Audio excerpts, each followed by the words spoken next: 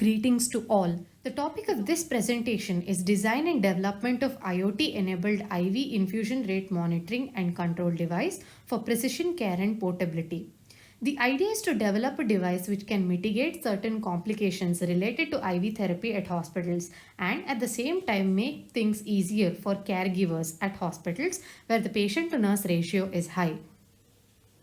Let's discuss the problem in detail. The most common type of medication seen in any healthcare setup is the IV therapy, which is what you see next to every patient's bed. A bottle filled with medication in the form of a fluid is hanging at a higher level, connected to which is a tube that goes through the patient's hand into the vein. IV therapy stands for intravenous therapy, which is a method of administering fluid into the patient's body. This method is extensively used across all healthcare setups as it is one of the fastest method of medications and comparatively inexpensive. Normally, doctors and nurses use their experience to estimate the time required for a drip bottle to be empty and for setting drip rate. This makes the IV infusion method to be vulnerable to human error. It also leads to other risks like backflow of the blood, overinfusion, and many other if not attended to when the bottle is emptied. As mentioned before, automating IV therapy makes things easier for caregivers at hospitals where the patient nurse ratio is high. The ideal nurse to patient ratio is around 1:3, whereas the data on the slide shows that in India the nurse to patient ratio is very high, around 1:40. We need to automate the most extensively used and critical type of medication, reducing the workload on the caregivers and at the same time improving the quality of IV therapy by eliminating any human errors. This is the project overview.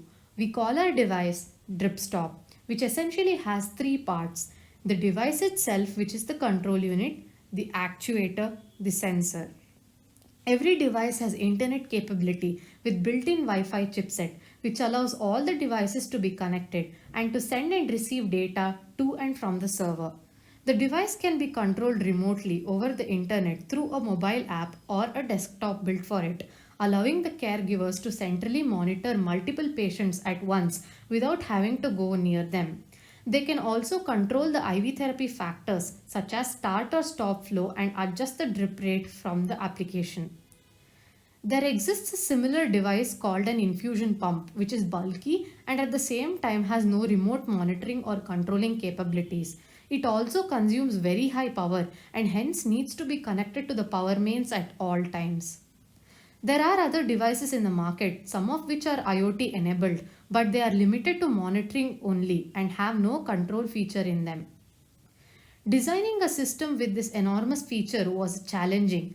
We had to find multiple parts which worked together. During design, both user experience and feasibility of the device was considered to make it more affordable and widely adopted across the country.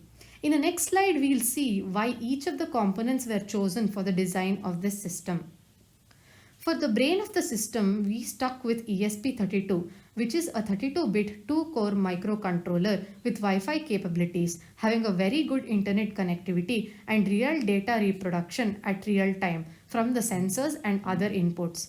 Next, for the user experience, we had an OLED display to show the readings and to set the drip rate and drip factor. Reason to use an OLED over an LCD is to reduce the power consumption by turning off the unwanted part of the screen. To navigate the menu on the screen, a rotary encoder is used, which can be used to select as well as change the data on the screen. Finally, for the sensor, an IR sensor with a LM358 amplifier is used to detect the drop from the IV chamber. Actuator design is one of the novel parts of this project. There was no actuator readily available that satisfied our criteria. The criteria were low power, high torque and no holding current actuator, which could apply enough pressure to stop the fluid through the tube. After several iterations, we were able to come up with the design. The principle of the actuator is lead screw mechanism, basically converting rotation into linear motion.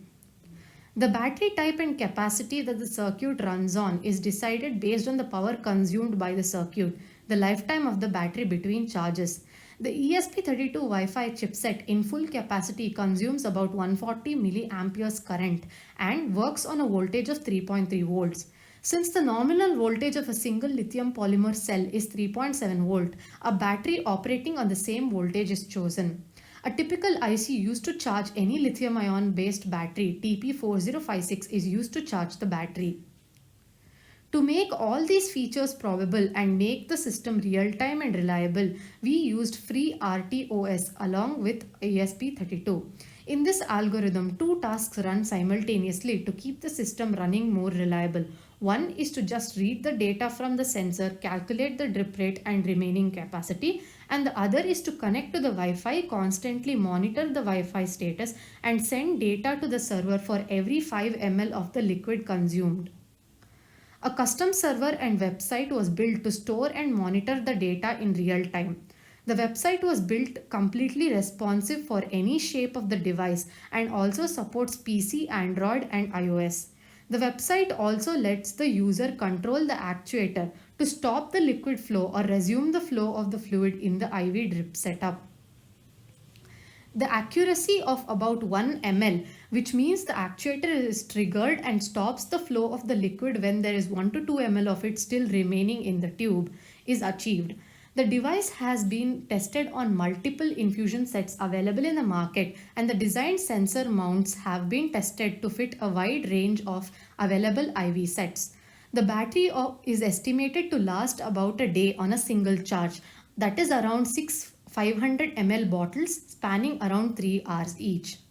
Now a video of the construction and working of the device will be played. Thank you.